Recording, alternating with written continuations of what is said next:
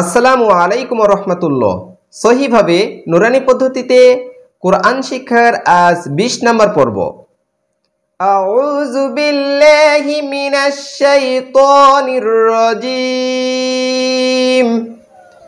বিসমিল্লাহির রহমানির রহিম। সবক নাম্বার ২৬, মদ্দে লাজিম হরফি মুসাক্কালের পরিচয়। মদ্দে লাজিম হরফি মুসাক্কাল হচ্ছে হরফের উপর মোটা চিহ্ন বামে তাজদিদ থাকিলে, তাহলে হরফের উপর মোটা চিহ্ন থাকবে আর বামে তাজদিদ থাকবে। এরকম হরফের উপর মোটা চিহ্ন বামে তাজদিদ, হরফের উপর মোটা চিহ্ন বামে তাজদিদ থাকবে। তাহলে হরফের উপর যদি মোটা চিহ্ন থাকে আর বামে যদি তাজদিদ থাকে, তাহলে এইটার নাম হচ্ছে মদ্দে লাজিম হরফি মুসাক্কাল। তাহলে আমাদেরকে হরফের নাম ৪ আলিফ টানিয়া পড়িতে হয়। এইটাকেও হরফের নাম ধরে আমাদেরকে ৪ আলিফ টানতে হবে। ইহাকে মদ্দে লাজিম হরফি মুসাক্কাল বলে। তাহলে কথা হচ্ছে হরফের উপর মোটা চিহ্ন থাকবে, বামে তাজদিদ থাকবে, তাহলে ওই হরফের নাম ধরেই আমাদেরকে ৪ আলিফ টানতে হবে। এইটাই হচ্ছে মদ্দে লাজিম হরফি মুসাক্কাল।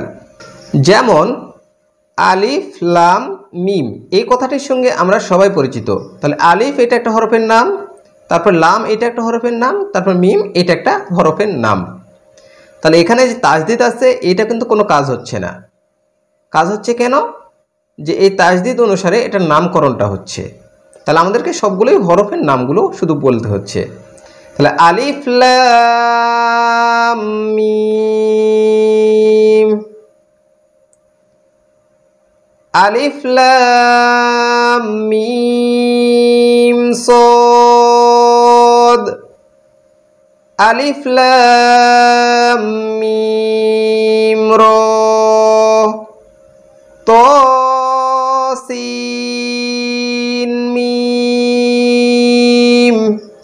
যেগুলোতে মোটা চিহ্ন ছিল, যে হরফগুলোতে, সেই হরফগুলোর নামকে আমরা ৪ আলিফ পরিমাণ টানলাম। আজ এই পর্যন্তই। আমার ভিডিওটি যদি ভালো লাগে তাহলে অবশ্যই লাইক, কমেন্ট এবং শেয়ার করবেন। আর পরবর্তী ভিডিও পাওয়ার জন্য আমার চ্যানেলের সঙ্গেই থাকবেন। সেই পর্যন্ত ভালো থাকবেন, সুস্থ থাকবেন। আল্লাহ হাফেজ।